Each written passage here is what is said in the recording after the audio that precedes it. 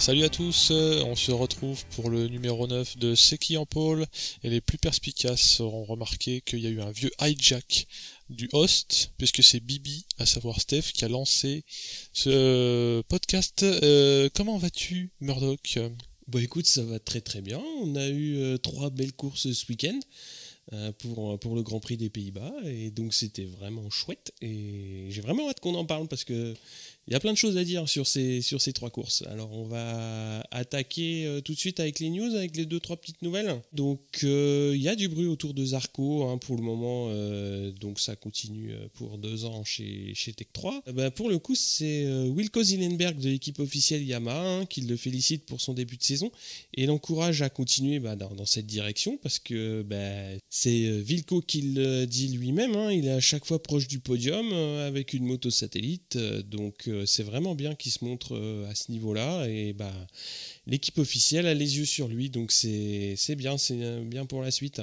Alors si on parle des manigances de paddock, il y en a une qui a fini par aboutir, et sachant que Crutchlow doit pas être mauvais aux échecs parce que il a réussi à être signé, alors chez LCR certes, d'aucuns pourraient dire il n'a pas réussi, mais si en fait, puisqu'il est signé par Honda, officiel, hébergé par le LCR. Donc les petites attentions auxquelles il aspirait, ont fini par arriver. Donc les petites phrases d'honnête ont fini par payer. Donc il fait un peu son paysan à dire soi-disant toujours ce qu'il pense, mais il est beaucoup plus rusé qu'il n'y paraît. Oui, il a bien mené sa barque, je pense qu'il savait aussi où il allait dans les négociations. Oui, c'est un grigou. C'est bien joué. Bien vu. Un bon guidon, on va dire. Absolument. En parlant de bon guidon, Morbidelli, qui sévit en Moto 2, a vu son contrat chez Marc VDS prolongé. Là encore une fois, on va nous dire et alors ? Et donc on dit oui, mais prolongé chez Marc VDS chez les grands en MotoGP. Donc l'année prochaine, il est signé au nez à la barbe de Cecchinello, qui de son propre aveu ne peut pas se le payer. Sniff. Trop cher mon fils. Trop cher mon fils. Donc il est prolongé chez Marc VDS 2 ans plus une année en option. Donc on verra. Bon, on sait tous que les contrats ne valent rien, que dès que tu tombes 2 fois de suite, t'es viré. On verra bien. Le problème, c'est qu'il va toucher des motos qui sont, à mon avis, pas super compétitives, même si c'est des Honda. Elles sont, à mon avis, un cran en dessous techniquement de ce que peut avoir même quelqu'un comme Crutchlow, qui est pas dans l'écurie officielle, mais qui a quand même le support du HRC. Et les marques VDS, je trouve qu'elles sont un petit peu moins compétitives quand même. Ça pourra éventuellement, si on en est là à faire les grigous, lui relever de la pression, entre guillemets. Mais le gros problème, là justement, on va enchaîner sur les pilotes qui sont un petit peu en galère dans la catégorie MotoGP. Miller, il y est chez Marc VDS, et entre les 2 Grands Prix, c'est quand même un petit peu plein du package technique justement auprès d'Honda. Et justement que depuis le début de saison, il n'avait pas eu d'update de sa moto, et donc ça s'annonce compliqué quand même pour lui après 3 ans en MotoGP. Donc là c'est en train de se décider pour la distribution des guidons. Donc comme tu viens de le dire, Morbidelli va monter chez Marc VDS, donc il va rester une moto dans l'écurie, et a priori ça serait Rabat qui serait plus sous pression que Miller, mais on voit que les motos sont pas, les motos livrées à Marc VDS sont peut-être pas aussi à jour que peuvent l'être les autres. Après les pilotes sont tous dans des situations compliquées à ce moment-là, on va dire, puisqu'il y a aussi Scott Redding qui est chez Pramac, qui est en fin de contrat cette année, et les résultats sont un peu en dedans, et c'est à peu près pareil. Il a dit pour l'année prochaine, je sais pas trop ce que je vais faire. Donc ça risque d'être pareil, une fin de saison un peu compliquée pour Redding. Là c'est les, entre guillemets, il y a une année c'est les officiels qui renouvellent. Cette année c'est un petit peu les satellites et les entre guillemets second couteau. Donc c'est un peu des négociations un petit peu compliquées aussi pour eux. Bon, écoute, le poker menteur va pouvoir se décanter un petit peu, et puis dans quelques grands prix, peut-être après la trêve, on saura plus de choses. Oui. Pour parler de tractation, mais là on vire dans le grotesque, on va citer Aprilia, puisque récemment on décernait à Bautista le prix d'humoriste du paddock. Mais là, Aprilia, ils vont avoir le prix d'humoriste et de Shadok à la fois, puisque ils évoquent la piste du susnommé Bautista pour réintégrer le team. Alors on se souvient ses valises ont été mises dehors du paddock en disant c'est par la sortie l'année dernière. Va-t'en, t'es vilain. Voilà. il serait pressenti pour réintégrer l'écurie, si toutefois ça l'intéressait, mais on n'est pas dans ses bottes. Et ça, ce serait, finissons les bruits de chiottes, comme plan B si d'aventure Aprilia n'arrive pas à s'offrir Petrucci. Donc, oui, je pense que Petrucci, il va avoir assez de matière grise entre les oreilles pour pas aller foutre son nez là-dedans, je pense. Surtout quand on voit que Aprilia aussi maltraite, comme ils avaient maltraité Bautista, maltraite Sam Loebs. Oui. Avant de lui tresser des couronnes parce qu'il brille en qualif. Donc c'est vraiment peut-être l'écurie ou ne pas être. Sauf à vouloir faire une saison en MotoGP et puis rouler pour rouler. Mais si tu arrives à avoir le choix, peut-être c'est pas Aprilia qui ira signer. En parlant aussi de Ducati pour Petrucci et Dovi, l'un comme l'autre ont cassé leur moteur en qualif, en FP1. Petrucci c'était dans le tour de décélération, donc c'était moyen, et Dovi par contre c'était dans le tour de chauffe. Il a tellement pas chauffé qu'il a pas eu le temps de chauffer, son moteur a cassé. Il a créé, pour l'anecdote, c'est une anecdote, alors pas tant pour Folger parce qu'il a pris cher en tombant sur l'huile de Dovi, Lorenzo, en fait, ce qui m'a fait dire avec un peu de malice que finalement Dovi avait fait une Iannone à Lorenzo puisqu'il a réussi à faire tomber son coéquipier mais sans le toucher. Donc évidemment que ça n'est pas voulu puisque Dovi c'est un gentil gars. Dès qu'il a vu un peu de fumée, il s'est mis sur le côté. Il a pas essayé de rentrer au stand en finissant de repeindre toute la piste. Je vous resurface. Voilà, je vous refais ça comme on fera un petit flat track après. Voilà. Je les vois bien en train de sortir le pied et de faire fumer la botte sur la chicane. Non, donc voilà, petite anecdote. Heureusement qu'il restait une anecdote et pas un drame, mais ça aurait pu faire très très mal. Alors après, justement, il y a deux écuries où ça tourne vraiment au bordel à ciel ouvert. Il y a clairement pas d'autre mot. Donc il y a Aprilia, on en a parlé déjà, mais c'est aussi le cas chez Suzuki où entre les deux derniers Grands Prix, Suzuki reproche à Iannone de venir dans le paddock avec sa top modèle de petite amie. Tout est sorti entre guillemets dans la presse pour un petit peu régler les comptes, et bon, vivement la trêve, que ça se calme un peu dans les team managers, enfin chez les team managers et chez les pilotes, parce que c'était quand même le manque de résultats à faire ressortir de mauvaises ondes, on va dire, chez ces deux écuries. Alors après, on va parler un petit peu de Moto3, parce qu'il y a eu quand même des news importantes. Mahindra qui va s'arrêter en fin de saison, mais c'est quand même un motoriste qui équipe 6 motos, donc qui va arrêter à la fin de saison. Donc l'année dernière, ils avaient eu des bons résultats quand même, avec Pecco Bagnaia, si je ne me trompe pas. Et cette année, les résultats sont quand même nettement moins bons. Et il y a eu aussi une grosse remontée de bretelles de la part de la direction de course, donc les pilotes Moto3, qui se sont vus notifier un joli, un additif au championnat, on va dire, un avenant au règlement intérieur de la cour de récré, qui vise justement à éviter que tout le monde s'arrête sur le bord de la piste pour attendre qu'il y ait un copain rapide et lui faire l'aspi dès que c'est possible. Donc ça va, ils vont étudier de manière assez poussée. Oui, parce que je m'excuse de tromper, mais il me semble qu'ils ont chiffré ça, c'est-à-dire que si tu fais plus que 110% de ton temps moyen, ils n'ont pas énormément de marge, c'est-à-dire qu'ils ne peuvent pas s'arrêter pour refaire leur lacet.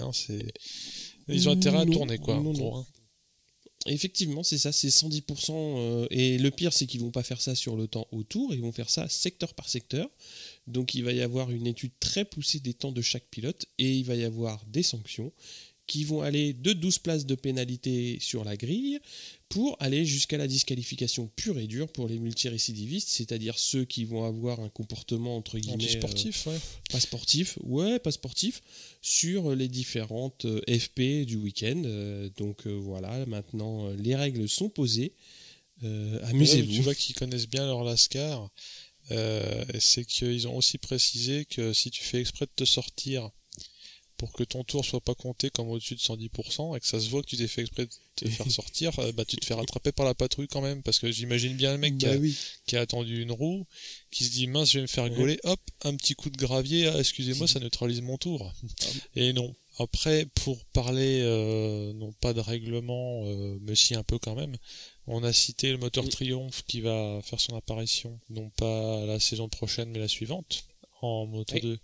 Le truc, c'est que c'est énorme un moteur, parce qu'un moteur, ça fait partie du châssis, vu que c'est ce qui est entre les deux parties du châssis. Et qu'en plus, faut apprendre à se fixer dessus, ça redéfinit complètement les motos, hein, pour être clair. Donc, il est proposé aux écuries Kalex, KTM et Suter, entre autres, de bosser dessus en s'engageant dans le championnat espagnol en 2018, donc l'année précédente. Par contre, les écuries se réservent sur cette question, n'ont pas encore dit oui, parce qu'elles sont déjà taquées. Donc est-ce qu'elles vont doubler les teams, on ne sait pas. On verra, mais en même temps, c'est vrai que c'est un jeu dans lequel tu peux être que perdant, parce que si tu t'y engages, tu bouffes de la bande passante. Si tu t'y engages pas, tu découvres le truc au dernier moment, quoi. Un peu comme les devoirs de vacances que tu fais première semaine de septembre. Quand t'as pas révisé et que tu vas au bac, quoi. Donc à suivre aussi. Ok, donc on va passer à donc ce Grand Prix des Pays-Bas. Commencer notamment le samedi par les qualifs Moto 3 sur le mouillé. Donc en première ligne, on a eu Martin Ben Snyder, le local, donc qui s'est bien placé, et Boulega. En deuxième ligne, alors là je reprends mon souffle, Atirat Fouvapat, le Malais, toujours à l'aise, donc dès qu'il y a un peu de pluie, il se montre toujours à l'aise. Bezeki et Canet. En troisième ligne, on a Mir. Fenati était un petit peu moins bien placé sur la grille, 15e temps. Et on a McPhee aussi qui était un peu loin puisqu'il était 19e temps. En Moto 2, idem, donc ils ont eu une qualif sur le mouillé. Vieré s'était blessé en FP3, donc pour le moment je sais pas s'il va courir en Allemagne, mais il n'a pas couru, il n'a pas fini le week-end aux Pays-Bas. Alors des conditions climatiques quand même très très difficiles durant les qualifs, et il y a eu des grosses chutes, il y a eu un gros high side de Cortese si je me trompe pas, et surtout un gros high side pour Lorenzo Baldassari qui a perdu connaissance sur la piste. Donc ça a vraiment fait très très peur à tout le monde, et donc il est resté en observation à l'hôpital entre le samedi et le dimanche. Et il est sorti de l'hôpital donc le dimanche. Ils ont donné des nouvelles qui sont plutôt rassurantes pour sa santé. Je sais pas si tu as vu le crash, mais c'était très impressionnant. Vu, sans le vouloir, parce que tu sais que je suis un peu chochotte de la chute, chochotte de la douleur. Même quand je sais qu'ils vont bien, là je l'ai vu parce que plouf, internet c'est magique, un gif animé, je vois un mec à 3 mètres de haut. Un pire high side que les pires high side. À chaque fois que tu vas en high side, tu dis que tu verras pas pire, mais là voilà quoi, c'est. Enfin là, c'est surtout sur la façon de rechuter, de retomber, parce que il y a pas de façon hyper souple de retomber de 3 mètres de haut. Là, bah oui, puis c'est le casque qui tombe en premier, donc c'est une chute qui est vraiment effrayante, et vraiment. Mais j'ai eu mon lot, c'est une petite digression, mais j'ai eu mon lot de frissons, parce que qu'est-ce qui m'a pas pris de regarder le Superbike où c'est Davis qui se fait rouler dessus par Ray. Je sais pas si t'as vu ces images. Ouais. Bon, heureusement que ça se finit pas si mal. Enfin, quand tu dis ça se finit pas si mal, le mec il se fracture une vertèbre quand même. Ouais, quand même. Ouais. Bon, pour en revenir au qualif, donc en première ligne, on va avoir Morbidelli, Nakagami et Lutti. En deuxième ligne, Oliveira Quartararo qui a fait une très très belle qualif, et Simeone. Et Pasini qui vont être 7e et 8e temps. Donc je vais te laisser parler de MotoGP. La MotoGP n'a pas échappé à la pluie, mais en fait si, parce que finalement FP1 et FP2 ont été relativement épargnés, voire même complètement épargnés par l'humidité, ce qui a permis, et ça ils le savaient tous en fait, qu'il allait flotter le jour de la FP3, c'était quasiment sûr, donc FP1 et FP2 devenaient les seuls moments importants, et on a vu qu'en Q1, et c'est donc Redding et Loves qui sont chacun dans le dur, comme ça a été cité précédemment dans leurs écuries respectives, Pramac et Aprilia, qui s'extraient de la Q1. Et à chaque fois, j'ai l'impression qu'en fait, ceux qui s'extraient de la Q1 sont plus en lumière que ceux qui étaient déjà en Q2. Parce que ceux qui sont en Q2, c'est le jour d'avant qui savent qu'ils sont en Q2. Enfin, en l'occurrence, cette fois-ci, parce que FP1 et FP2 étaient les seuls à compter. Là, ils font des étincelles, non pas avec leur cadre sur le bitume, mais en vrai dans les médias. Donc, ils se montrent, ils montrent le maillot. Aprilia fait l'hypocrite en disant que Loves est le meilleur du monde. Et nous avons Lorenzo qui, bien que s'étant fait souffler dans les bronches par Tardozzi, David D de son prénom. Non, c'était il y a 2 grands prix de ça où il était question du fait qu'il fallait pas être derrière les satellites. Là, il fait pire que d'être derrière les satellites, puisqu'il est 11e de la Q1. Ce qui le relègue donc, après un petit cours d'arithmétique que tu m'as distillé avant qu'on enregistre, 10 plus 11 égale 21, 21e sur la grille, le gars. Oui, c'est pas mal. Le Tardozzi, je pense que là, il est en train de prendre des bêta-bloquants ou des trucs un peu pour manger un petit peu des trucs, ou du space cake pour être relax. Donc bon, ne nous acharnons pas sur le réseau, il n'a pas besoin de ça. Voilà, pour plus sérieusement en Q2, Loves fait ce qu'Espargaro a beaucoup fait dans la saison, il casse son moteur. Donc ça le prive un peu de briller. Et donc en gros, quand chez Aprilia, tu prends le moteur qui va vite, tu prends aussi le moteur je pense qu'ils font comme dans Mad Max, ils foutent de l'éther, tu sais, hein, ils ont la bonbonne d'éther. Je sais pas, sous le genou, c'est un clic du genou et c'est l'éther, comme ça, tu fais 2 tours et puis après, c'est moche. Tu fais une salade de soupape, quoi. Donc non, plus sérieusement, c'est vrai que je le citais lors du précédent podcast, mais autant Yamaha, je me souviens du Mugello parce que c'était un crève-cœur, mais les équipes cassent rarement des moteurs, toutes sauf Ducati et Aprilia en gros. Donc ne faisons pas de généralité, mais Aprilia ils sont abonnés là à ça. Je pense que on va pour être hypocrite comme chez les RH, on va dire que c'est un axe d'amélioration, pour pas dire un défaut. Mais alors Zarco, par contre, pas de problème moteur, pas de problème de ciboulot, pas de problème de gommard. Voilà, la pole, tranquillou bilou. Hein, ouais. Mais alors la pole à la Zarco, à savoir dernier tour valable. Puis Marquez avait son pseudo dernier tour valable juste après, il n'a pas réussi à le dégommer. Donc Zarco nous fait une Zarco. Mais en plus cette fois-ci c'est pour la pole. Ah oui, c'est une très très belle qualif. Après on dit bien géré, c'est jamais facile, hein, parce que ça je joue quand même à pas grand chose, mais oui. Il a fait ce qu'il fallait avec ses gommards, parce que j'ai l'impression que c'est vraiment une alchimie les qualifs, parce qu'il faut d'habitude il y avait des interviews avant que cette qualif là ait lieu et ils disaient dans l'équipe Tech 3 que c'est vrai que Zarco souvent est un peu plus à la peine en qualif, si on parle pas de samedi dernier, parce qu'il prépare plus la course qu'il veut faire des pendules, donc il va moins taper dans son stock de pneus. Il en use moins, si on peut dire, et il s'occupe plus de faire des tours, des simus de course. Pour résumer la grille, Zarco en pole, on l'a dit, tu crois? Je sais pas si on a parlé de la pole de Zarco, non? Il me semble pas, hein, faudra quand même qu'on pense à le dire. Marquez et Petrucci en première ligne. Petrucci toujours à montrer son museau comme ça, là, hein, c'est pas la première fois qu'il figure bien. Et puis Marquez, à force qu'on parle pas des Honda et qu'on dise qu'elle fout rien, il est quand même 2, hein. Bon, c'est quand même beaucoup le garçon qui veut ça, hein, parce que c'est pas que Pedrosa est mauvais, mais Marquez il est un peu capable de sauver des trucs qui n'existent pas. Rossi, un gars à suivre, je crois, dans cette course. Redding et Folger sont sur la deuxième ligne. Le Folger ne démérite pas, bien au contraire. Bautista, suivi de Crutchlow et Devy, forment la troisième ligne. Ne vous attendez pas à ce que j'aille jusqu'à la 21e place pour Lorenzo, mais je le dis tout de suite parce que ça me fait presque plaisir, c'est ça la part. Et donc là, je l'ai pas dit. Hein. Loves, Viñales et Pedrosa pour la quatrième ligne. Donc Viñales, so-so comme on peut dire, hein, c'est-à-dire qu'il s'était mis de la pression dès avant le gros week-end de 4 jours de course, si je puis dire, un week-end qui commence le jeudi, parce qu'il a dit maintenant fini de déconner, à nous les podiums et puis c'est parti quoi. Et voilà, après il a un petit peu ramé quoi. Ouais, moi ce que je retiens surtout des qualifs, c'est que Rossi a quand même réussi à bien se placer et à trouver un setup correct pour la Yamaha sous la pluie, hein, parce qu'ils avaient déjà eu pas mal de sessions sous la pluie jusqu'ici. Et à chaque fois, il avait dit c'est dommage parce que avant la Yamaha était pas mauvaise sous la pluie et là on a du mal à la faire marcher. Là, a priori, ils ont trouvé de bonnes sensations dessus, donc c'est peut-être à mettre au crédit du châssis qu'il a a priori adoubé, le châssis qu'ils ont essayé la semaine dernière, je crois, ou il y a 2 semaines.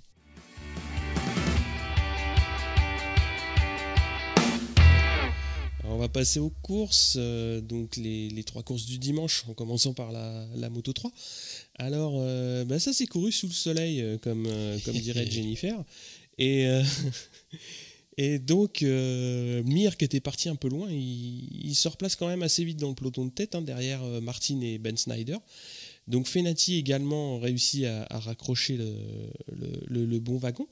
Et Danilo également, qui réussit un super bon premier tour et qui se place dans le top 10. Alors, on a eu une grosse remontée de Di Gianantonio aussi, qui partait de loin. mais il va vite chuter malheureusement. Alors en tête, c'est comme à l'habitude chez les Moto 3, hein, c'est énormément de dépassements. Et bon, c'est un groupe qui va être assez variable en termes de quantité de pilotes. On le verra un peu plus tard. Mais c'est surtout Fenati qui a réussi à rejoindre le paquet de tête. Et donc avec Ben Snyder, tous les deux, ils vont se faire de beaux échanges à toi, à moi, en tête de course.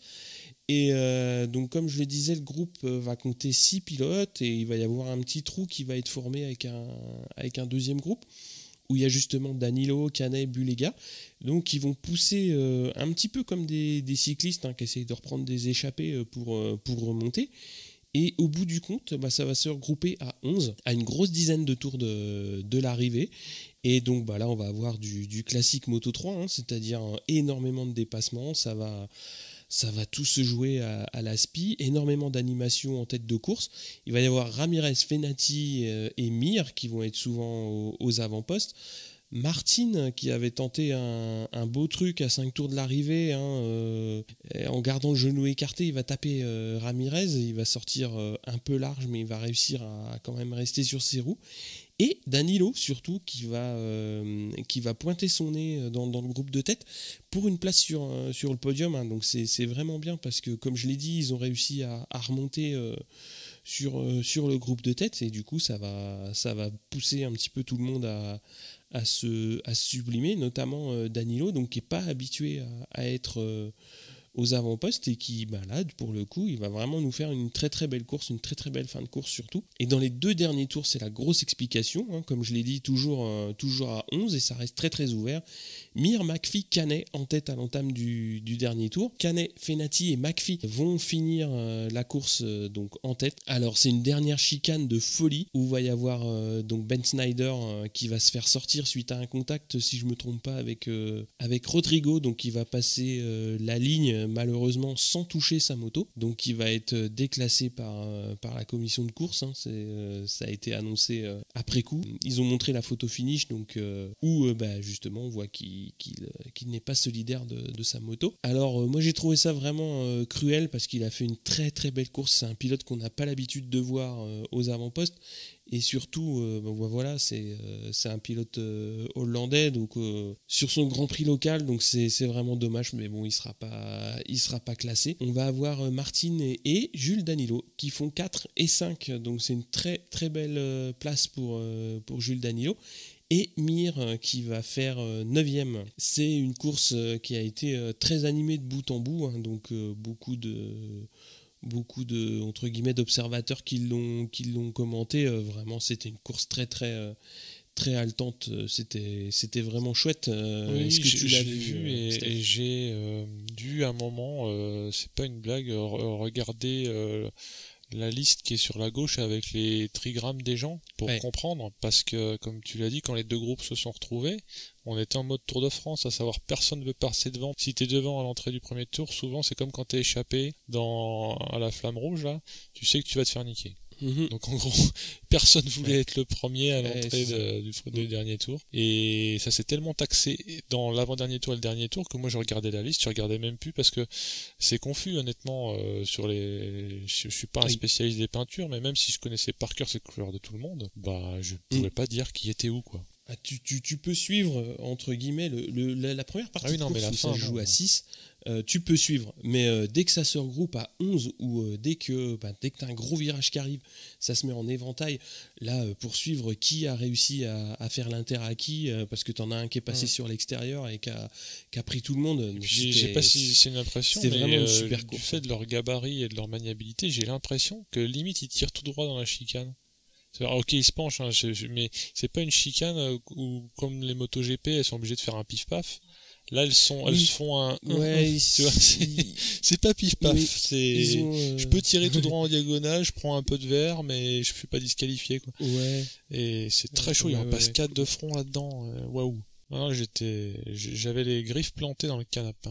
On va passer à la course Moto 2, hein. Donc il y a eu un bon départ de la première ligne complète, hein, c'est-à-dire Lutti, Morbidelli, Nakagami. Lutti par contre, je crois qu'il a foiré une vitesse dans le premier tour et du coup il se retrouve un petit peu décroché, il passe 4. Après, il va y avoir un petit accrochage en tête avec Morbidelli qui est sorti un peu large et Oliveira qui essaye de passer. Ça frotte très très fort, mais bon, personne chute. Pasini se faufile dans le trio de tête et va prendre les commandes de la course. Ça se bat bien en tête avec un groupe de 6 assez compact, hein, ce qui n'est pas habituel pour la catégorie, puisque jusque-là, il y avait toujours un cavalier seul d'un des pilotes. Bah, pour une fois, ça se joue donc à 6 en groupe, franchement pas déplaisant. On va avoir Nakagami qui va prendre la tête, mais qui va pas réussir à creuser l'écart. Pasini toujours qui va revenir régulièrement à sa hauteur, donc pour le ramener dans le groupe, mais sans réussir à le passer. Alors Pasini justement un petit peu plus tard, il va décrocher un petit peu, il va se faire passer par Morbidelli, Lutti et Marquez, hein, c'est en gros la composition du groupe. Et ça se bastonne très très fort en tête entre le japonais et le suisse, qui va prendre les commandes donc à 4 tours de l'arrivée. Et par contre, là, c'est Nakagami qui, à son tour, va décrocher légèrement et va glisser jusqu'à la 5e place. Pasini va mener le groupe pour reprendre Lutti, donc, qui, à ce moment-là, mène la course. Alors, un dernier tour où le groupe donc, est formé à 5. Et comme en Moto 3, ça va être un très très beau combat pour tout le monde. Alors Morbidelli va prendre la tête à quelques virages de l'arrivée et il va la garder jusqu'au bout. Et cette fameuse chicane d'Assen qui n'en finit pas Elle tient ses promesses encore une fois parce que c'est un peu le bordel derrière. Alors malheureusement Pasini il va couper pour passer pour rejoindre la ligne. Il va couper pas comme le patron qu'il avait fait dans l'herbe, même dans le gravier, mais il va passer donc sur le vert. Mais par contre, voilà, il devra rendre une position à l'arrivée et il va perdre la 3e place du podium, donc il va revenir à Nakagami. Il n'aura pas tout perdu puisqu'il va quand même offrir au commissaire de course un beau bras d'honneur. Oui, c'est vrai. C'est vrai, oui, j'ai vu cette image aussi. Bah, c'est un peu c'est un peu des trucs à la McEnroe. On ne raffole pas de ça parce que c'est pas cool, mais ça permet d'humaniser le sport, quoi, de pas se dire que tout se fait sur. Ils ont fait une super belle baston et c'est dommage hein, parce que après le podium, voilà, il joue à pas grand chose pour lui, hein, donc étant donné qu'il coupe, les commissaires de course estiment que il gagne un petit peu de temps, donc voilà, c'est Nakagami qui fait 3, Lutti 2 et Morbidelli qui gagne la course. Ensuite, donc, on va voir Pasini, comme j'ai dit, qui est 4, Oliveira 5 et Marquez 6. À noter aussi Quartararo qui s'était déjà bien placé sous la pluie sur la grille, mais qui fait encore un top 10, donc 9e, donc c'est bien pour le français. Ça fait, je crois, 2 courses où il est dans le coup. Il est certes pas dans le groupe de tête direct, mais il est dans le top 10, donc c'est bien, parce que ça permet justement de fonder un petit peu des acquis, et c'est bien. En tout cas, on espère que ça va amener un petit peu de sérénité pour sa fin de saison. On va passer aux courses MotoGP, à la course MotoGP. Le MotoGP, nous avions donc, je sais pas si on a dit que Zarco était en pôle. Tu le savais, non? On peut le redire? On peut le redire. Zarco était en pôle. Bon, attends, on va pas se priver. Non, mais alors. Et oui, Zarco non seulement est en pôle et arrive à partir fort comme il sait le faire. Maintenant, on va presque être habitué. Moi, je continue d'être étonné parce que voilà, rookie, machin, même pas la mi-championnat ou presque. Il fait 10 tours en tête, sauf erreur de ma part. Donc c'est pas rien. Et puis ça cravache derrière pour le rattraper. Hein. Il fait pas 10 tours parce que les autres ont raté des rapports de boîte. Hein. Il est devant parce qu'il roule fort. Ça, c'est clair. Alors après, le presque diesel Rossi arrive aussi à non seulement maintenir le rythme et à l'accélérer. On a ce groupe-là qui est Zarco, Marquez, Rossi, suivi de Petrucci, Bautista, Redding un peu plus loin. Effectivement, ça fait une belle ribambelle de Ducat. On se croirait limite aux week-ends spéciaux quand ils se retrouvent tous ensemble, les Ducatistes, là, dans le sud.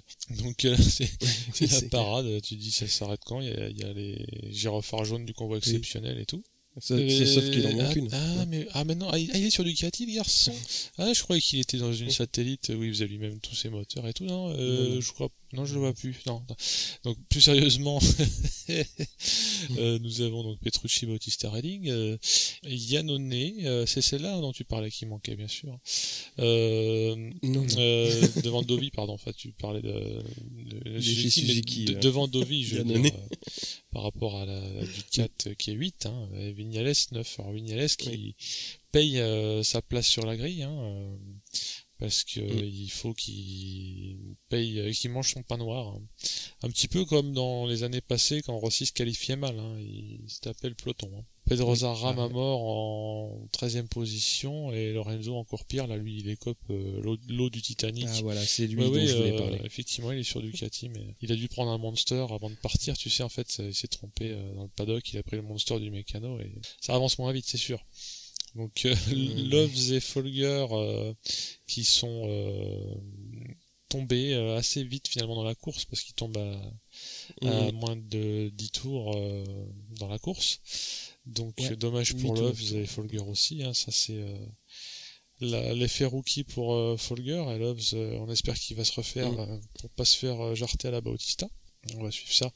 Alors Rossi passe Marquez assez vite, dans tous les sens du terme, assez tôt dans la course, et surtout c'est propre, et c'est pas parce que c'est Rossi que je dis ça, mais c'est sur un freinage, quoi. C'est-à-dire je freine plus tard et je te passe devant et j'élargis même pas. Tu vois, comme s'il y avait de la marge, alors qu'on est en train de parler de Marquez et d'une piste qui était froide, donc déjà un peu glissante, même avant les quelques gouttes qui ne tarderont pas à apparaître. Donc Zarco, lui, rien à foutre, toujours premier, il trace, mais c'est sans compter le fait que Rossi lui aussi appuie sur son bouton nitro. Il lui refait la même, à savoir que il le passe sur un freinage en mode clean. En parlant de mode clean, alors ça fait partie de la polémique du week-end, qui est éteinte de facto puisque Rossi a gagné. Après ce dépassement, Zarco est du genre à jamais s'en laisser compter une fois qu'il se fait passer, donc il veut repasser très vite après. Et c'est sur un des virages où il y a plusieurs trashs possibles, ça c'est Bas qui le dira post-course, pour prendre la défense des deux finalement, parce que match nul, balle au centre.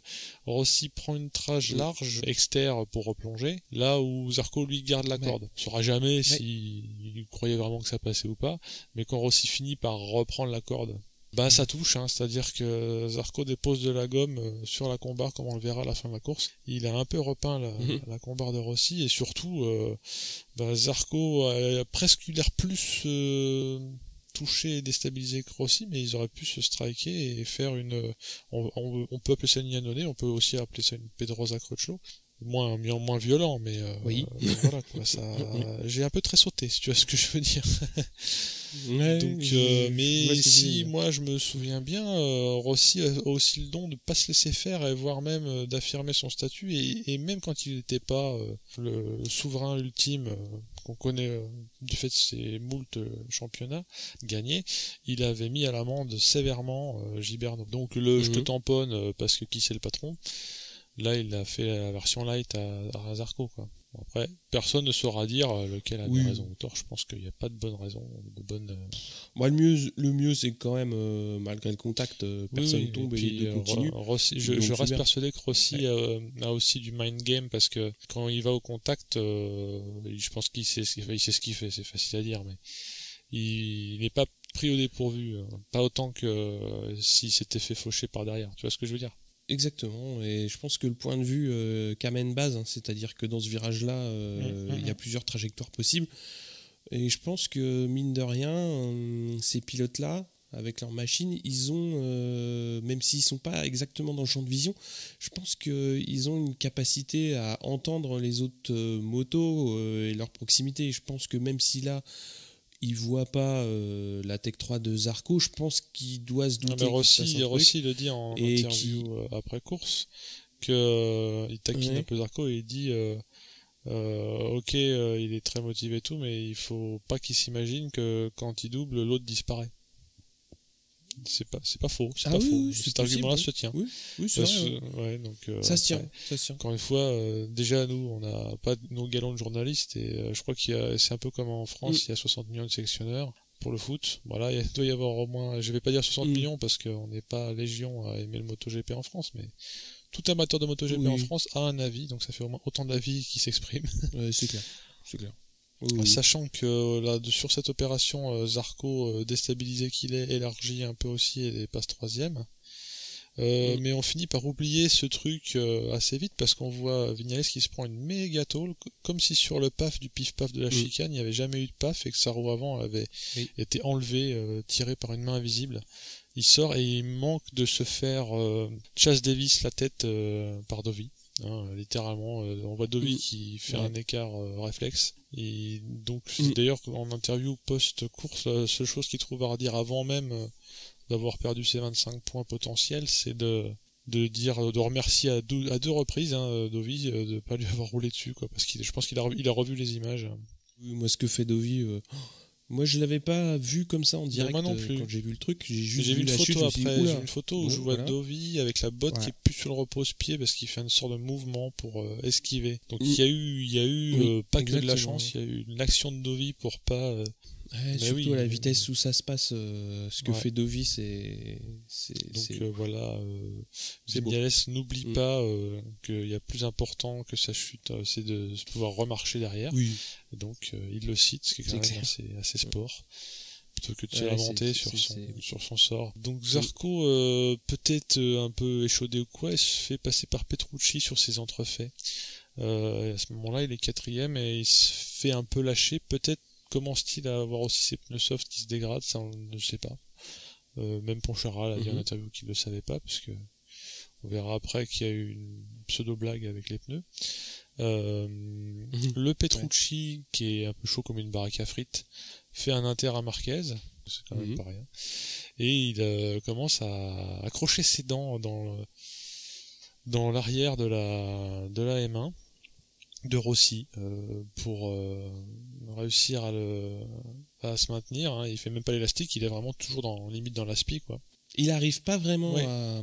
Il garde un peu de marge, en fait. C'est-à-dire que c'est pas tant, il a peut-être pas planté les dents, mais c'est comme les skateurs qui s'accrochent au bus, il garde un bras sur la poignée passager virtuelle.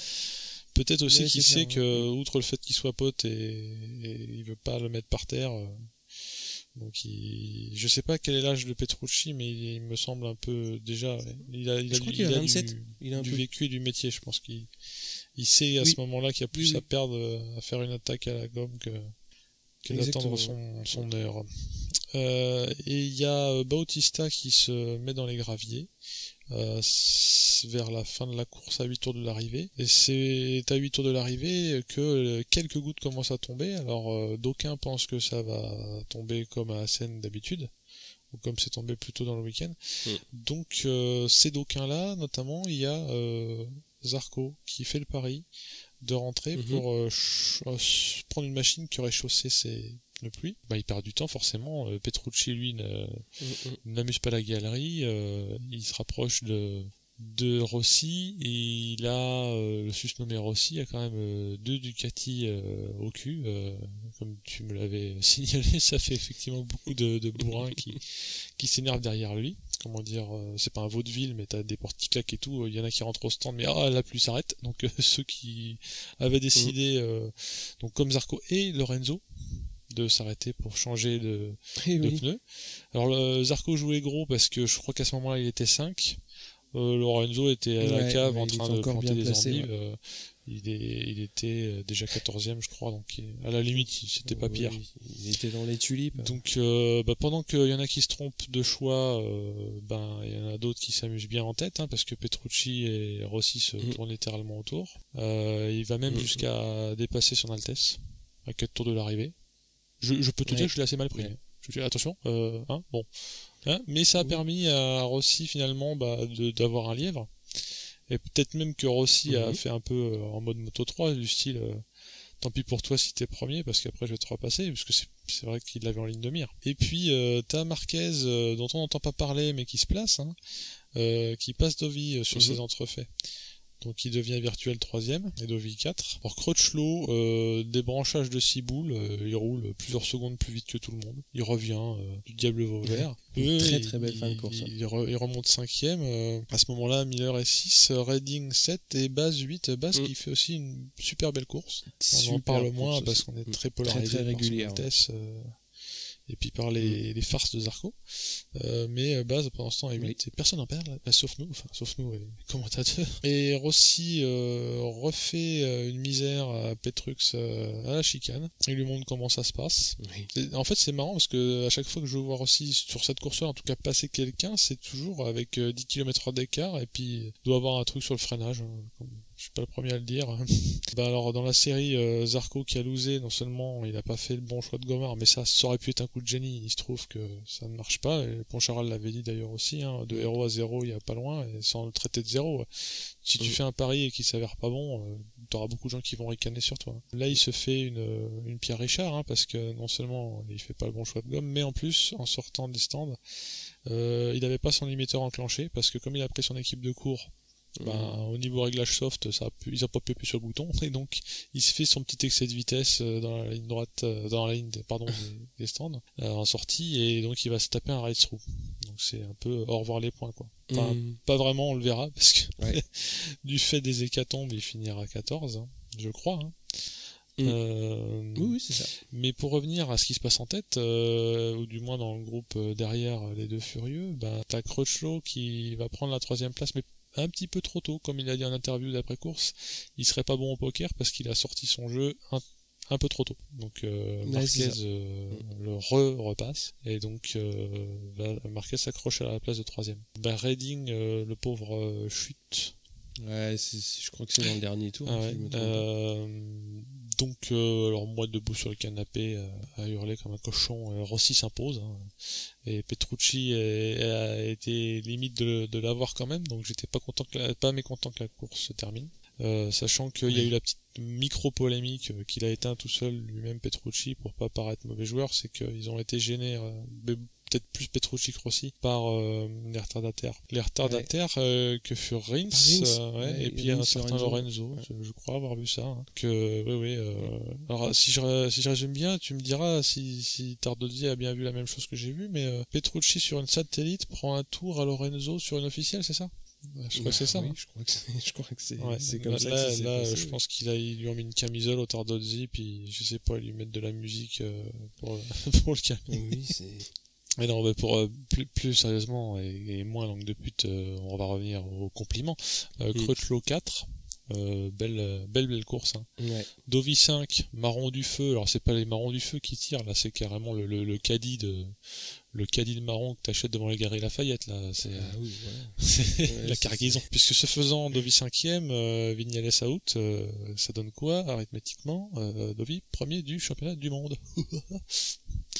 Miller sauve peut-être sa peau finalement, ou commence à faire son nid chez Marc VDS, puisque comme il fait 6, il se montre.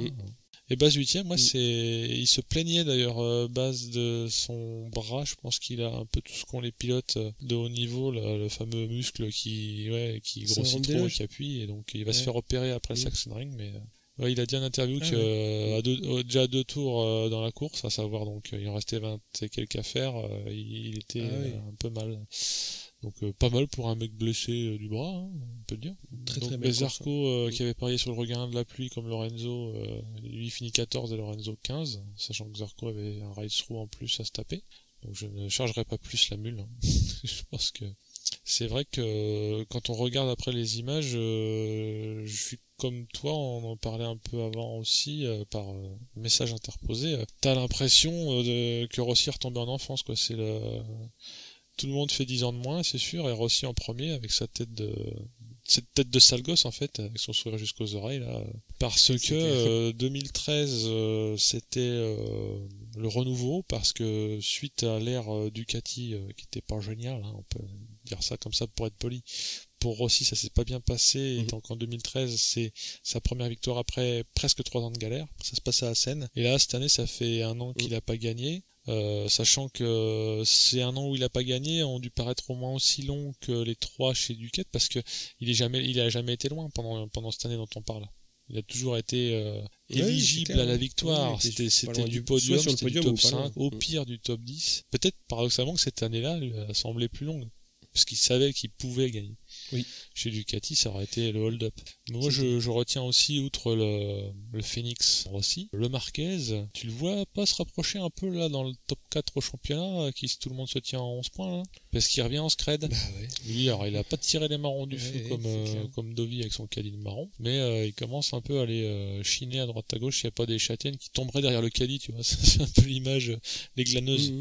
Mais d'ailleurs, enfin franchement, et on l'a vu aussi dans ses déclarations, il disait, à un moment, je me suis dit, il valait mieux assurer pour les points. Je sais pas si t'as vu comme il assure. Ça glisse de partout. Le mec, il se met en travers de partout. Il se fight à mort avec Crutchlow et Dovi, mais j'ai préféré assurer pour faire 3. Je sais pas s'il est sérieux quand il dit ça, mais moi, ça a tendance à me faire rigoler, quoi. Moi, je pense qu'il est sérieux. Si c'est sa façon d'assurer, écoute, tout en travers, c'est bien pour le spectacle en tout cas. Par contre, Baz, moi, ce que je voulais signaler, c'est qu'il fasse 8ème, c'est une chose, mais il est quand même devant Pedrosa, qui fait que 13ème sur cette course-là. Bon, qui n'a pas passé un très très bon week-end, mais c'est une très très belle course de Loris Baz.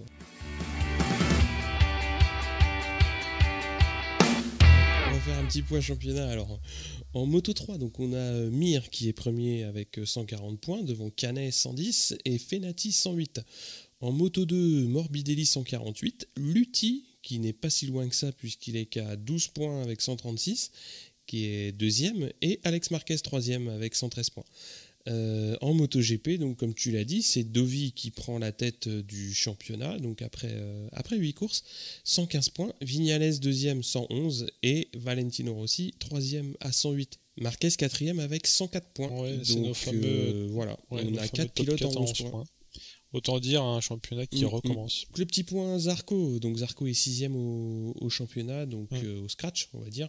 Il est premier indé avec 15 points d'avance sur Petrucci et premier rookie avec 26 points d'avance sur Folger, donc son coéquipier. Donc on va parler aussi rapidement des Frenchies hors MotoGP. Donc on a Guintoli qui a couru en British Superbike à Knockhill, c'était au milieu du mois de juin, il fait 8e sur la première course et 14e sur la deuxième. Donc ça reste compliqué pour lui dans ce championnat. Après, on a aussi Mayas et Cluzel en super sport qui couraient le Grand Prix de San Marin à Misano. Cluzel a fait 2 et Mayas a chuté alors qu'il était pas trop mal sur la course. Et donc c'est Sofoglou qui a gagné ce Grand Prix à Misano, Grand Prix de San Marin. Et donc ça resserre sévère en tête puisque Mayas est toujours devant, mais il a 5 points d'avance maintenant sur Sofoglou. Donc ça va vraiment être compliqué d'aller jusqu'au bout. Après, en Stock 1000, on a Marino qui est toujours 3e au championnat. Donc on va continuer à suivre un petit peu. Mais on peut aussi citer côté Frenchie, si je te dis Di Meglio, ça te fait penser à un team qui commencerait par GMT? Oui, donc le GMT 94 a gagné les 8 heures du Slovakia Ring, donc ça doit être en Slovaquie. On peut le penser. Je pense. Oui, c'est vrai qu'ils n'avaient pas le monopole de la médiatisation, surtout avec une victoire de Rossi, alors c'était presque pas de chance pour eux. Mais la team de Christophe Guyot a brillé encore. Donc on va se retrouver pour le prochain Grand Prix qui se passe il se passe en Allemagne, dans la Saxe, cette riante région d'Ex-Allemagne de l'Est. Et c'est sponsor par GoPro, parce que maintenant j'ai mangé mon chapeau, je dis les sponsors, super, c'est GoPro. J'ai bien vérifié, il n'y a aucun Grand Prix qui n'est pas sponsorisé. Donc là, c'est GoPro. Ils sont sponsorisés. Non, ils sont tous sponsorisés. Donc GoPro nous sponsorise le Sachsenring, qui est un circuit que j'ai pu découvrir, n'est-ce pas, avec ma PlayStation. Et pas que, non, plus sérieusement, je l'ai d'abord regardé un peu, parce qu'il est très bizarre, si tu regardes une vue d'avion, c'est un sacré tourniquet. Je vais quand même te faire l'historique, pourquoi aussi il est un petit peu spécial en termes de tracé. Ce circuit-là, il date de 96 et il accueille le MotoGP depuis 98. Avant 98, c'était le Nürburgring, ô combien connu surtout pour la bagnole. D'accord. Avec son espèce d'épingle relevée comme dans les courses de vélo sur piste là. Donc là, c'est désormais depuis 98 au Sachsenring et un peu beaucoup comme il avait été question pour Assen. Depuis les années 20, il y avait des courses sur route ouverte avec des très longs kilométrages, plus de 20 en tout cas. Jusqu'en 90 en fait, il y a eu des courses comme ça pour des raisons de sécurité, parce que nos amis allemands sont pas les derniers sur la sécurité routière. Ils ont décidé que fini les conneries parce que c'était devenu un Isle of Man Titi allemand. Mais qui dit ça, dit ok, spectaculaire village, c'est cool, mais beaucoup de morts, beaucoup trop. De toute façon, c'est déjà trop, mais beaucoup de morts. Donc stop. Arrêtons les âneries. Ils ont décidé à quelques kilomètres de là où se tenait la course de construire une piste qui était mixte, à savoir faite pour la prévention routière. Donc finalement, tu vois, c'est Hein, ça va dans la démarche. Et pour les courses ponctuelles, et cette course-là, à l'époque, faisait 2,9 km et était hybride avec des parties route ouverte, comme Assen l'a été longtemps, hein, et des parties dédiées au circuit. Et en 2000, ils ont re-arrêté les conneries. Genre, je parle en termes de sécurité pour le circuit. Ils ont privatisé tout ce qui est le tracé actuel et l'ont rallongé pour passer des 2,9 km de l'époque aux 3,7 km qu'on connaît aujourd'hui. Je parlais d'une piste de karting parce que c'est vraiment à ça qu'elle ressemble, dans la mesure où déjà elle fait 3,7 km, donc elle est courte. Avec sa ligne droite de 700 mètres, on va plus pouvoir dire que c'est pas la fête au Ducat, parce qu'on a vu qu'Assen a une très petite ligne droite et que c'était un petit peu la fête au Ducat quand même aussi. Donc ligne droite de 700 mètres, et c'est des virages ultra serrés, notamment dans le début de course. Ce que j'appelle le début de course, c'est les virages 1 à 8, parce que t'as un espèce de double épingle improbable où ça n'arrête pas de tourner, et limite tu passes ta vie en 1 et en 2. Ouais. Et après t'as le gros morceau du circuit qui est, en fait, quand t'arrives au 11e virage, t'as passé les 3 quarts du temps à tourner à gauche, et ce qui rend ce virage très dur, et beaucoup de pilotes s'en font l'écho. Le regretté Hayden aussi avait fait tout un laïus là-dessus, c'est que c'est un peu un virage pour les gros cœurs.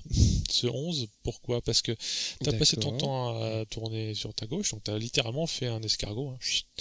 Et c'est le premier droit depuis longtemps, c'est rapide, ce virage, t'es dans une zone quand même rapide, c'est en dévers et en descente. Donc il est aveugle, mécaniquement, s'il est en descente, il est aveugle. Il est un peu en dévers, t'arrives sur un flanc froid de ton pneu, donc beaucoup de ténors les années passées se sont mis des méga boîtes à cet endroit-là. Il y a un gros bac à sable. Il y a ce qu'il faut pour se dégager, mais il est surnommé le waterfall, hein, donc la cascade, pour vraiment signaler que quand tu arrives dedans, c'est un peu comme la courbe Arrabbiata au Mugello ou le corkscrew. Et Hayden disait qu'il est plus difficile que le corkscrew, même s'il est moins spectaculaire, moins scénarisé, on va dire, pour des raisons de facilité, à savoir que tu as ton pneu qui est pas bien. Voilà. Il est pas prêt. Et par contre, il est quand même en aveugle comme corkscrew, donc t'es obligé de tourner, et à un moment, si t'es 10 km/h trop vite, tu sors. Tu le sais pas encore, mais tu sortiras. Donc voilà, à guetter, hein. C'est des choses qu'on voit pas forcément trop à la télé, parce que j'ai après regardé et des rediffs et des courses embarquées. Même en embarqué, parce que les mecs savent ce qu'ils font, tu vois pas trop le danger, mais quand tu vois le palmarès qu'a ce virage parmi les chutes qu'il a généré, voilà, tu sais que... Ah ouais. On arrête les blagues, quoi. Et j'ai recopié de l'internet, du réseau des réseaux, Stoner qui disait, je vais essayer de faire de l'anglais, that corner you have to arrive at the right speed, lap by lap. C'est-à-dire que tu dois être à la bonne place, à la bonne vitesse, tour après tour, sinon tu t'en prends une. Et il dit, you cannot just arrive and bang. C'est-à-dire que t'as peut-être des virages où tu dis, ah mince, ça passe pas, j'élargis, je sais pas, je fais... Non. Là, je vais m'en sortir, ça va passer quand même. Ouais, c'est vraiment, tu le fais au par cœur. Parmi les ténors du circuit, celui qui a le record du tour, c'est Marc Marquez en 2015 avec une 21. Et surtout, dans la série les ténors, c'est qu'il est chez lui, Marquez, finalement, en Allemagne, parce que... c'est ce qu'a dit, c'est ce qu'a dit aussi.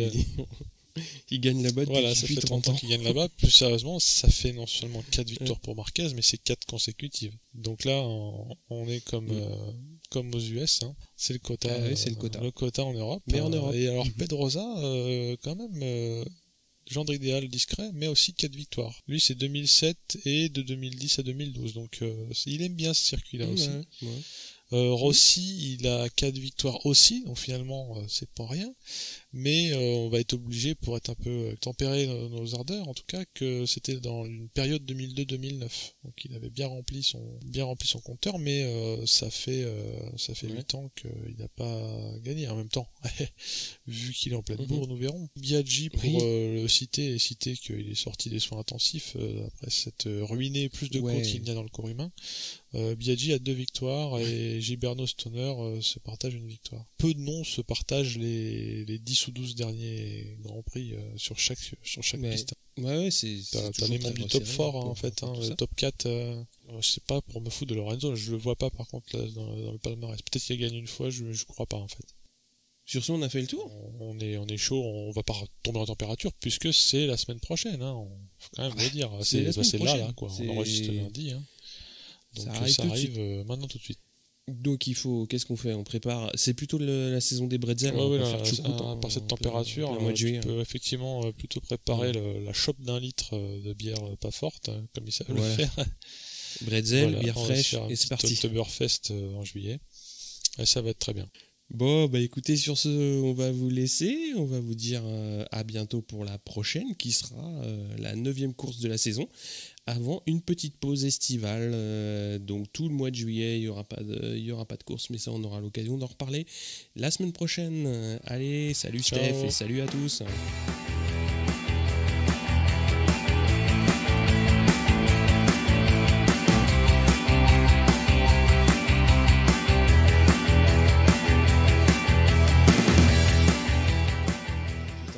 La pluie là qui tombe. Oui, parce que c'est raccord avec la scène, c'est très bien.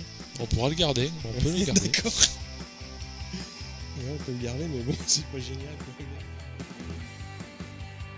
Et puis, comme je suis un peu malicieux, je dirais aussi que Baz est devant Lorenzo. Excuse-moi, non, j'arrête. Je suis coquine.